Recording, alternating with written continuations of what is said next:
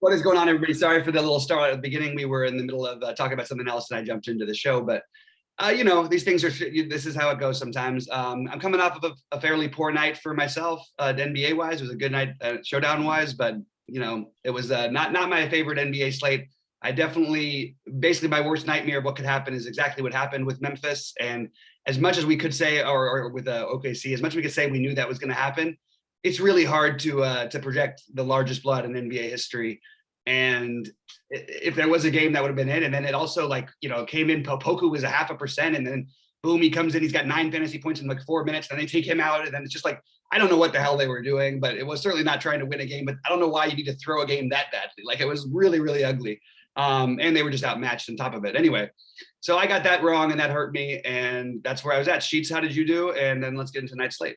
Yeah, I stuck in. I hung in the money in the DraftKings big one. It didn't.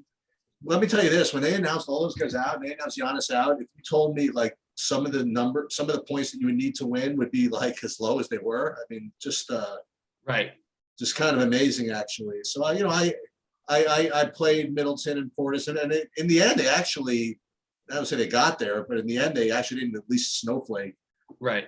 My Holiday was the one that did yeah, it. I had Holiday and I had Randall, and that kept me afloat. Randall ended up with 56 fantasy points in that game, and I had a shot to make some headway, maybe get into the top 20 or so.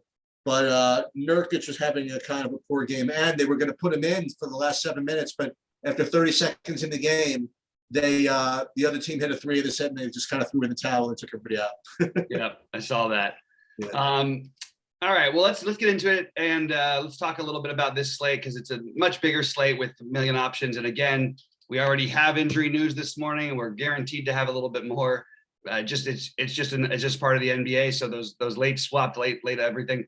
The only thing that I would like to figure out better, because I was looking at things, I wanted to make sure that everybody traveled to Miami from Milwaukee. Like, I actually was like looking into things, and then realizing it was the first game, I was like, okay, I can probably just figure this out. And then we hear, a few minutes before game time that Giannis is out, and it sort of left me scrambling, and it's sort of everybody. But usually, I feel like I can scramble pretty well. Yesterday I didn't.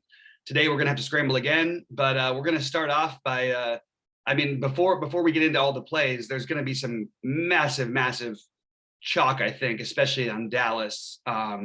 And I'm going to eat most of that probably. So Why? Is Luka out? No, it looks like Kristaps is out. Oh, I didn't even know that. Okay. But that makes just Luka and Brunson are going to be great plays.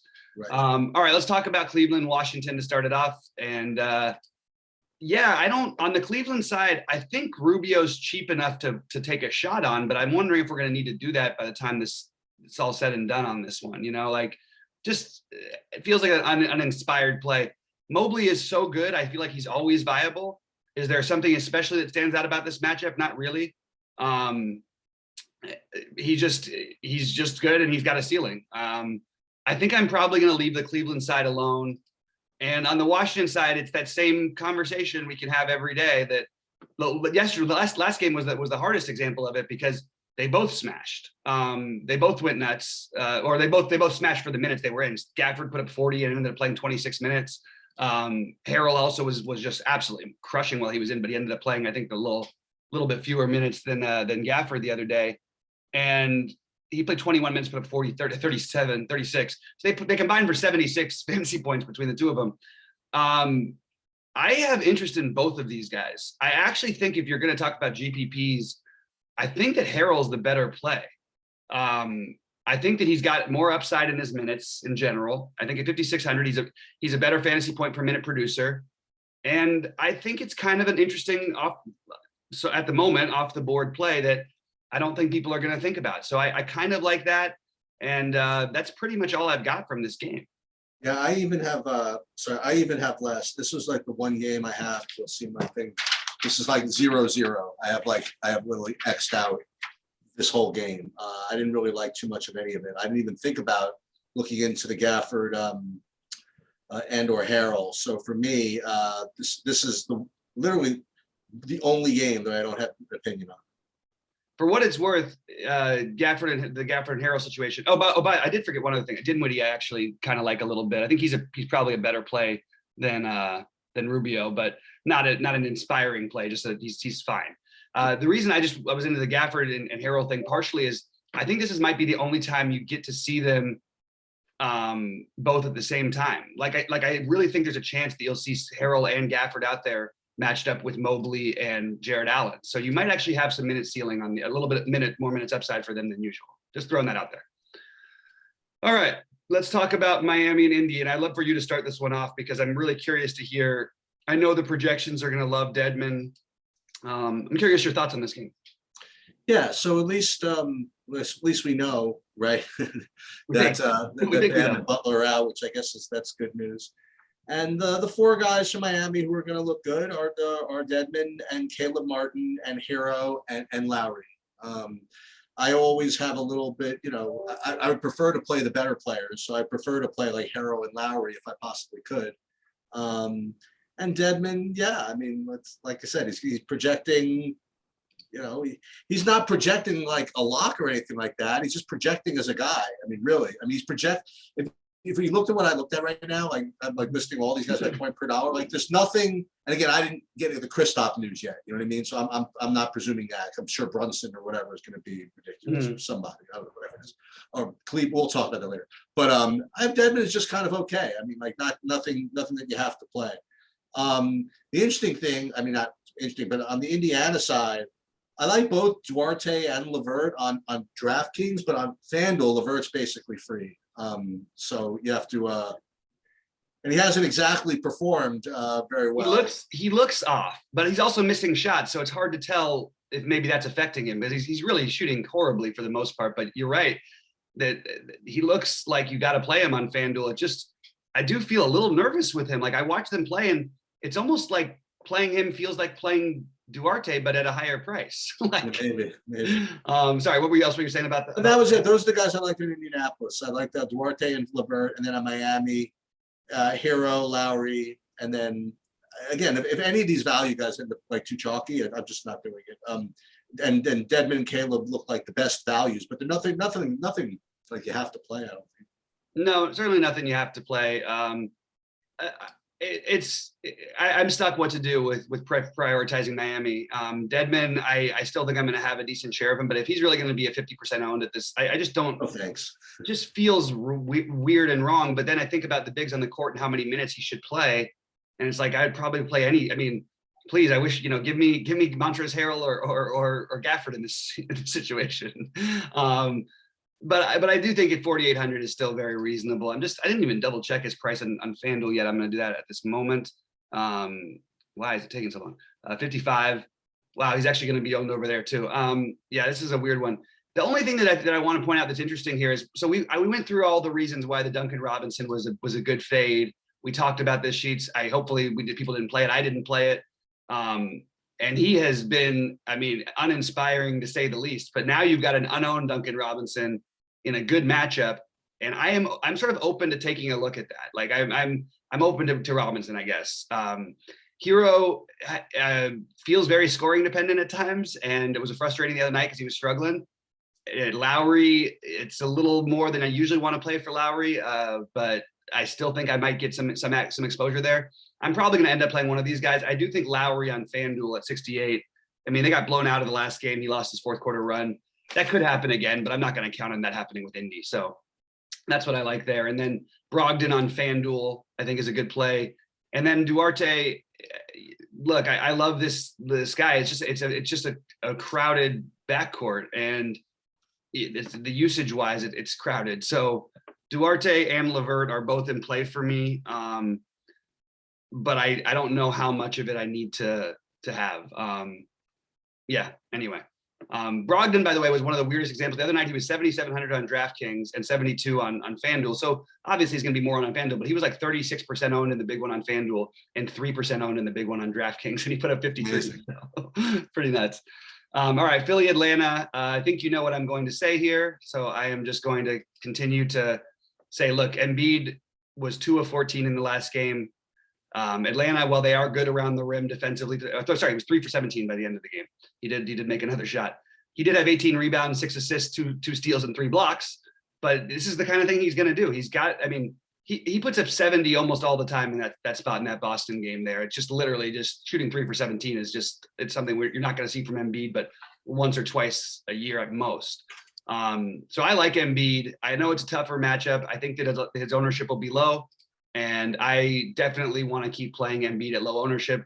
I have a history of making a fortune with this guy because people don't want to play him as much, and he's a good price on both sides. So I really want to prioritize getting to some Embiid. I was incredibly impressed with how well Trae Young played the other night, but I think it's going to be harder for me to get to on this slate. I think I would rather play Embiid, but I don't mind it. I don't know. I don't think I can quite get there on FanDuel. Maybe I can at 9,700, but there's a lot of good guards.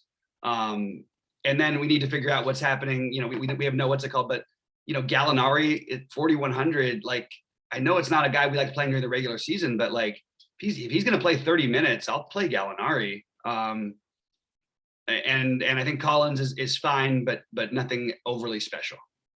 Yeah, I think that you hit the nail right on the head as far as I'm concerned. I mean, I have the same thoughts on the Atlanta guys, Trae, Gallinari, and Collins, and you know, they're all going to be kind of just okay, but you can play them. And then I'll do the same thing. I mean, I like it. I'll play Embiid again. It sounds good to me. You're going to get a much higher owned Luka. I had ideas of Luka being low owned, but now that Kristaps is out, that's not happening. Yeah. I have no problem playing Embiid. I mean, you said it perfectly. I mean, he had a crap game and he still gave you a number that worked. You know, and that's I'm in that. Yeah, and I think that you know, I really just think that's the right optimal move to when, because people don't play him. Also, don't forget, because they're locking up one spot for Dedmon, basically. You know what I mean? Because Right. Dedmon, I'm still showing Dedmon. I mean, it's early projections. I haven't projected over 55% owned. So someone else can play that. no, and I'm not saying it's not right, but then I'll double center it with Embiid. You know, he's a really good option. Speaking of off the board, I never thought I'd see a day where Cat was 8,800 on FanDuel and owned like 5%, and that was the other day. Cat is 9,300 now on FanDuel and 9,700. I love him in this matchup. I don't know if I want to play him over MB. That feels, I mean, he's cheaper, but that would be my favorite thing to do in this spot, along with, I always think Anthony Edwards makes for a great tournament play, and I don't care really what his price is because the ceiling is through the roof. So I think that from a point per dollar standpoint, Nas Reed with no McDaniels may show up. I don't think we're going to need that value by the end of the day. Brooklyn side, I really don't see anybody who, from a projection standpoint, you'd really want to play that much. But obviously there's always upside. These are not my favorite guys. It's weird because I usually like these games. I would say that James Harden especially on FanDuel is a really strong play. He's cheap enough over there where it just makes some sense. And again, I've said a lot of guards. That's the only problem I have against Harden on FanDuel. But KD is certainly always playable. I just think I'm going to go other routes, and but I am going to consider the Karl Anthony Towns thing. That's the other one. That's the other thing. So for me, I mean, I don't know if you caught this, but Towns apparently a game time decision for Friday. I didn't even get that note. Wow, that's going to change everything then. Yeah, so he was able to participate and shoot around. It says trending in the right direction though. So I mean, just something to keep an eye on. Mm-hmm. Obviously, like Nas Reed and others will be great plays if he's out. Yep.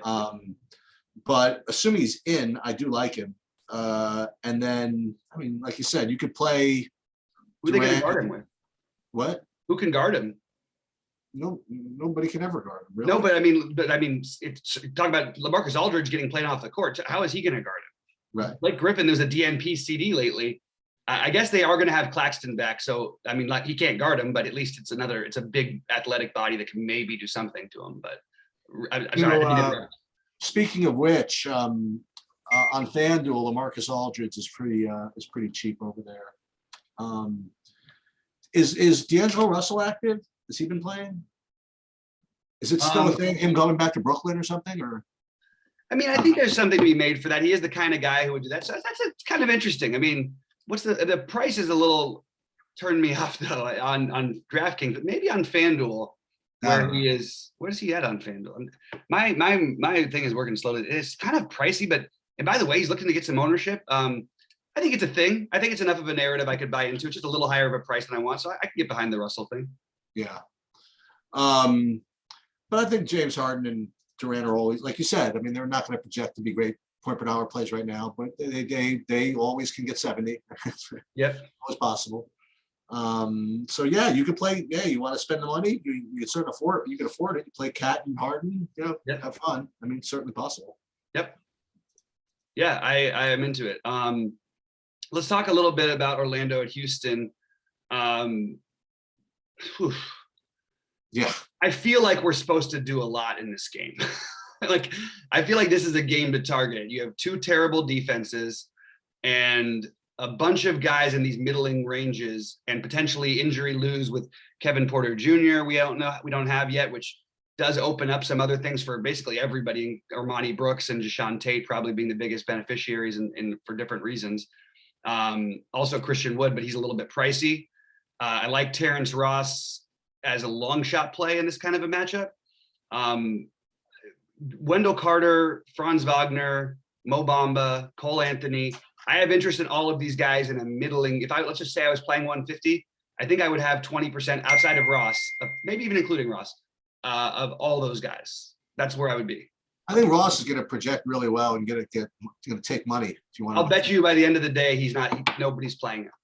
That could be. But at the end of the day, yeah, a lot happens between now and then. Yeah, everybody always projects him and then he doesn't play. Anyway, go ahead. Sorry. But I like Cole Anthony. I like Wendell Carter Jr. is I mean, he's showing up in like every one of my lineups really on both sides right now. Yep. So there's Cole Anthony, Wendell Carter Jr., Terrence Ross. Houston side's tricky. It depends on who plays, obviously. If Kevin Porter Jr. is out, then you have the Armani Brooks. And maybe, do I have your permission to play Eric Gordon or not really? It feels so like that. Theoretically, it feels so wrong to me because I don't understand what they're doing with him. Like, okay, we know he's tradable, but why won't they let John Wall play, but they'll let him play? I don't know. I'm having trouble with it. And he's just become he's scoring dependent. He's actually had a pretty good assist numbers over the last few games, but maybe, I mean, I don't know. Like, I really don't know what to do with him. I think I'd rather stick with the other guys. Yeah, the only thing, I don't know if you heard this, but the one little scuttlebutt I heard about John Wall, is this true that they want him to play, but he says, I'm not playing unless I'm starting or something like that? Well, first of all, he should be starting. They don't have a point guard. Whatever. But I mean, what is this, freaking AAU basketball? But at the same time, why isn't the team saying, okay, well, we'll start you. And then if you're going to try, look, they're not going to get a trade from him. We all know that. But if John Wall came out and, had 30 and 10 and they were winning games like for 5 games, somebody might make a bizarre hero move, Right. So what are they doing by getting this? You're not getting anything out of them. Right. I don't know. I think they're just, I don't trust the Houston organization at all. I think they're just completely full of it. All right. So here's the game that we just had the other night that I targeted the hell out of. And I was feeling amazing. Do you know what Dallas shot from the floor for the game? No, 30. 67.5% from the floor in this game. Oh. That's really tough to beat. I know New Orleans defense is bad, but it's not that bad. Right. And it's very weird though to see Dallas as only a 6-point favorite in this one. I mean, they just beat him by 700 points the other night. We do have a questionable Josh Hart, which is going to potentially open some things up. I'm going to go right back to Devontae Graham. I love the play. I think that he actually could have had a much better game than he did. It's a little tricky because Ingram kind of like mucks up the way things go for them offensively. But I love Ingram also on the other side. So I would play Devontae and Ingram, and I would run it back with Luka and Jalen Brunson.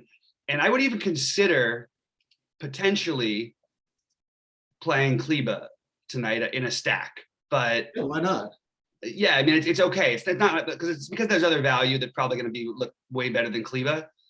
So I'll probably leave it out, but I'm just throwing it out there. It's a possibility. Well, is there going to be value better than Kleba? I mean, with Kristaps out, I mean, doesn't he usually end up like popping so hard when Kristaps is out? Well, Kristaps out though, and I've got it adjusted, and it's not looking like it because one thing they have that's a little bit different. One, they don't need to play big except for their one big against what's his name, Joe Val, and they'll do what they did the other night. In my opinion, they're going to play Boban probably 10-ish minutes. Okay.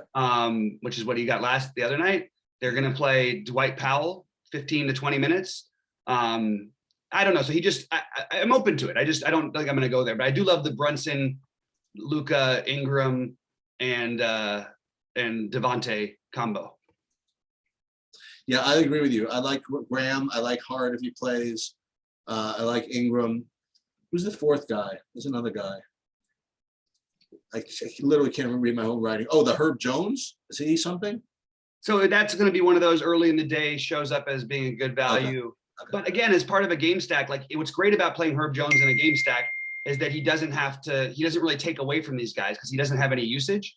So you're just counting on him. You know, you hope for some rebound. You hope he makes some shots. He has a really low floor, and we haven't really seen the ceiling out of him yet, but he's a guy, you know. I love by the way, as a real life player, I would take that guy.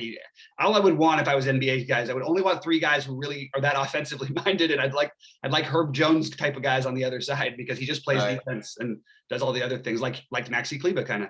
Right. Anyway, but this is a really good game to target. Again, always blowout risk with New Orleans, but I don't think Dallas can count on shooting. I don't know if that was the highest number in recent NBA history, but it must be close. I can't imagine a team for a game. They shot like 56% from 3, I think it was. It was like nuts. And on huge volume too. All right, Boston, Utah. Sheets, this is going to be, okay, I will tell you right now, I will bet on Boston to cover the spread here. That's one of my bets of the day. Other than that, in terms from who do I want to play from Boston, I don't think I really want to play anyone on DraftKings. But I am seeing this correct. Like we don't have Jaylen Brown. It's hard to say against Utah that Jason Tatum is the guy you want to spend up for. But with no Jaylen Brown, I think I'm at least open to it. And I think Marcus Smart. Like if I think this game's going to stay close. You know, Jaylen Brown does open up a lot of things for all these guys, and I think they could all have games. So I'm putting the Celtics as a secondary. Hey, we can maybe look at all these guys, including Schroeder. And on the Utah side, I think that again we're going to see 1 million rebounds for Gobert in this game. He is going to have a 40-something to 60-something game. I still don't know that I'm going to be able to get him in. I think he's fine. I'm leaning on spending all the way up if I'm paying that much. And I think Donovan Mitchell is a guy who I love playing at low ownership, and somehow it just doesn't we don't get that opportunity very often because he always ends up being more owned than everybody thinks. But he has looked really good lately, and I think is a reasonable bet for 50 plus fantasy points tonight. So I think Mitchell's kind of interesting. I think this game could be very fantasy viable, or it could kind of dud. But I do like that. I'm open to Tatum. I'm open to Smart. I'm open to Schroeder, and I'm open to Gobert. I'm sorry, a little open to Gobert, but more Donovan Mitchell. I'm open to Tatum and Gobert and Mitchell. All those guys you mentioned, and as a play, I'm probably not going to like later. We'll add this one to the list. Is Josh Richardson? He's 3,800. Maybe he gets 25 minutes and gets 5.4x or something like that. I don't know. So he looks okay. But I think that what I'm always worried about when I play Gobert and Mitchell, and they always get 50 fantasy points and they never play the fourth quarter. They're just blowing everybody out. So if you want to play the idea that to keep this close, Tatum's going to play a good game, I think that makes a lot of sense. So Tatum with Gobert or Tatum with Mitchell, I think I'll do that. Yeah, and you get low ownership on it with guys who definitely have ceilings. The only problem is their ceilings maybe aren't quite the ceilings of the Embiids and the Lukas, but obviously we know that. All right, we have Phoenix Golden State, and this is obviously the best game on the slate. 7-point favorites for, how about that? After you lose to the team that's won 16 in a row. What is it, 16 or 17? I can't remember. But Phoenix hasn't lost, as you would say, since the Eisenhower administration. And they're 7-point underdog? 7-point underdogs. That's interesting. But I mean, no Booker, but that feels like a lot of points to attribute to one player because they were the favorite by 2 the other night. So that's kind of weird, but everybody is interesting, and I probably will end up settling on DeAndre Ayton. A campaign, it's really annoying. They jump his price. I'm very clever what they did actually. They priced him up a little bit, and then forgetting results. I mean, he put up 31 fantasy points. He was freaking awesome. He only played 21 minutes, but because they know that he's more likely to get those extra run, I think in the last game than he will in this game. I don't know. They ended up pricing him up. They pricing him down. Then they priced up Shamet. I'm struggling with the other pieces, but I have some interest in all of them. It's sort of like one of these early in the days where I feel like I'm middling a lot of my ideas, but I don't really know what else we can do. I do think this is one of the most times the whole time I played DFS that I would seriously consider Chris Paul a strong play at 8,400. I like all of this a little bit on the Phoenix side, and then I wish they stopped doing this with Steph. They're just making it like, okay, you're going to make him just a long shot gamble, which, by the way, the right thing strategically is probably always, if you're going to play 10 lineups, to have Steph in 10% of them, because you're going to get no ownership on him all year long, and he'll have at least 8 or 9 games that get you there, and you got to get the other pieces right that time. But just like it's like what we say about the Blue Jays in baseball, like you always want to stack them 10%. That's how I feel. Just throw a couple in there. Yep. Yeah. But Curry, I think, is extremely viable on FanDuel. And I don't think he's viable as a logical play on DraftKings. Jordan Poole has been really, really good. And I'm probably not going to end up with him, but at 6,500, I could get behind it. I mean, he can really shoot it, and he's going to take double-digit threes. You know, look, his last 5 games, he's taken actually just look for the season. He's averaging like almost 9 threes. Like, it's crazy. So that's always worth a dart throw, but it is hard because I wanted to get the stack in this game. And I think maybe the only way I could do it is if I play Draymond on the other side. And it's not the most exciting play in the world. It's a reasonable defense, but I'm having trouble with things on the Golden State side. How about you? Yeah, so Curry is all I like on Golden State, if I'm going to play anything. On Phoenix, the same guys, I think. You know, Chris Paul, Ayton, Campaign, Shamet. And last time these guys played, Paul played 39 minutes. I can't imagine why they wouldn't let him do it again. I mean, it's a back to back, but you only played 33 last night.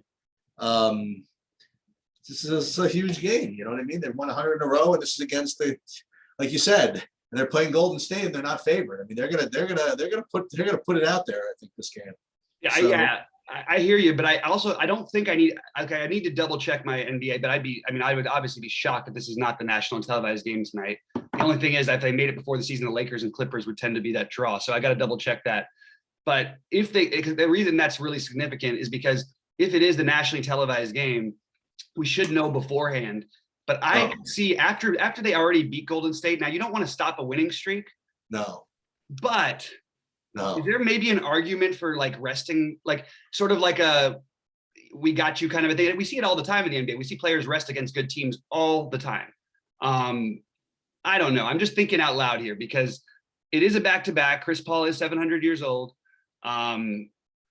I don't know. I'm trying to talk myself whether or not I want to make Chris Paul a priority play, which means more than 25% for me. Hey, I'm not surprised if anything happens. I mean, you even mentioned yesterday that there's a possibility of some funny biz with Giannis. You know what I mean? Like, it's anything is possible. Yeah. First he said rest, then he said his neck. You know, I don't even know what the hell that was all about. Yeah, I mean, I understand the back-to-back going to Toronto, but let us know early in the day so he doesn't have to make the flight or something. You know what Seriously. I mean? I mean, like, it's nuts. Anyway, I think that there's going to be stuff to do on the Phoenix side either way. I do think the best just play right off the bat is DeAndre Ayton. I mean, he just beat the hell out of this team the other day, and I don't see why he shouldn't be able to have a chance of doing that again. I have to say though, even with the 7 points, I still feel like even if Booker was playing, I would feel like this is going to be a game where Golden State just wins by 25 or something like that. I think that's really possible. All right, I will reiterate, this is, if there was a time motivationally and everything wise and situation matchup to play Paul George, this would be it. I will also mention that he hasn't had a game we would take. Again, I'll use Sheets' old term, since the Eisenhower administration. It's been a really long time, and you can maybe get 50 out of him some of these nights, but you're not getting much more, if anything, and they are fully healthy. It feels like a stay away, with the exception of, I could see Reggie Jackson going completely nuts here. So I actually think Reggie Jackson is probably my favorite part of the Clippers at first look, even though his numbers leave a lot to be desired. You also get a little Zubac revenge against a team that maybe they need to play a little big against. I don't know, maybe it's a reach, but something I'm considering doing. And I think it's kind of interesting because I really want to play some of these Lakers. So I will just say look, we have to see what's going to happen. I keep feeling like maybe somebody, I mean, I have LeBron as in. I don't know, man. Something feels fishy about it to me. First of all, they seem to be playing better without him lately. They just beat the hell out of a team that they lost to a few nights earlier without him. But keep an eye out for this. Like, I want to stack this late thing, because if that happens, I mean, in this matchup, Russell Westbrook is going to go nuts if LeBron is out. LeBron will go nuts if Anthony Davis, or if Anthony Davis somehow ends up out, which I'm actually keeping on the table because I think he's actually been playing banged up. Do you know what? Can I tell you one thing about Anthony Davis before we jump over to your side? I know this is Anthony Davis is the lowest has the lowest 3-point field goal percentage of any player who qualifies, 16%. He's the worst mid-range shooter in the NBA at 30%, and he's the worst 12-foot whatever 10 to 15 footer in the NBA. That's crazy. How can you be the worst at all those things? And meanwhile, all you hear is about how Westbrook is ruining this Lakers stuff. And I'm just going, well, I'm looking at the efficiency here and looking at the on-off numbers. This guy has been awful. But it's all going to depend. If they all play, I'm not going to play any of them. If they don't, I will probably take some shots here. I will definitely take some shots here. Yeah, I wish I could disagree with much of anything you said in the analysis, starting with Paul George. I mean, and I was going to say the exact same thing. My first instinct is, I don't care what he's done in the last 12 games. This is just a game where he's just going to go off. And he's kind of smelled blood in the water. The Lakers have been giving up like a bunch of fantasy points, whatever. But then again, I mean, what kind of logic is that? You know what I mean? I don't know. I kind of think he's kind of especially with him completely healthy. I mean, they'll be more than happy to just get a W. You know what I mean? I don't think this is like that type of game where he feels though he has to do everything. Right. And I was kind of waiting to see if this was kind of like a LeBron type of game from your perspective. But I agree. I think that if any of those three are out, then I think you could play. Like I would play. I agree with the Westbrook idea. I like that. If LeBron is out, I'll be all over Westbrook. I think also. Yeah. I don't like anybody else though. You like any secondary guys? No way. I don't really like any. No, I mean, I would go back to the same guys from before. If we have no LeBron or no AD, especially no LeBron, I would have some interest in THT, even though he was bad the other night. They actually played really well without him on the court, so that's why he ended up getting cut. And I would take shots. Maybe I would consider Carmelo as a long shot tournament play. What's interesting also, just to keep an eye on, is Serge Ibaka is sort of trending back towards being like a part of the team, and he played 25 minutes, and then they had to play 2 days later, or 25 minutes on the back-to-back, and then he played 18 in the next game. There's a chance he could get in the 20s, and he's 3,600. Just an interesting guy to think about, but only because I want a late stack so I can then pivot. You know what I mean? I don't really have a logical explanation for why I would do that if everybody's in, but I could see somebody possibly being sitting out in that game. So that's the only reason I had it targeted. All right, I guess to sum up for me, my 2 game stacks are going to be, well, my main game stack is going to be New Orleans, Dallas. My next game stack would be Phoenix, Golden State with just Curry on the one side, but I don't think I really love that as a whole game stack. So I actually think that maybe Minnesota and Brooklyn on FanDuel or something like that. And then for my favorite plays that I wrote down, Dedmon, Embiid, Wendell Carter Jr., Devontae Graham, Brandon Ingram, Jalen Brunson, Luka Doncic, DeAndre Ayton. Those are my DraftKings ones. My FanDuel special, well, whatever plays. I still like Carter Jr. over there, but Curry, Embiid, Harden, Reggie Jackson on FanDuel's 5,900. I like that. Ayton again, LeVert as a standout, and that's what I've got. Oh, yeah, I would just add, I'll tell you the FanDuel ones, they're a little different. Like I said, I think LeVert's like much better. Not that he's bad on DraftKings, but he stands out on FanDuel. LMA stands out on FanDuel. Lowry for me stands out on FanDuel. And I like Carter on both sides. And I like it's still a weird price to look at, but I do like Cole Anthony even at 8,200 on DraftKings. I like that. I think there's some arguments he made. I mean, it's the right matchup for it. Yeah. Obviously waiting on information, guys. Cheats, will you be here at 6 Eastern? Possibly. Okay. Well, let me know if not, and then I'll be with you guys at least from 6 to 6:30 Eastern. So and worst case, if I don't see you guys tonight, I will be there Sunday for the 11:30. Awesome. All right. Well, good luck to everybody. Have a good day, Sheets, and we'll see you soon.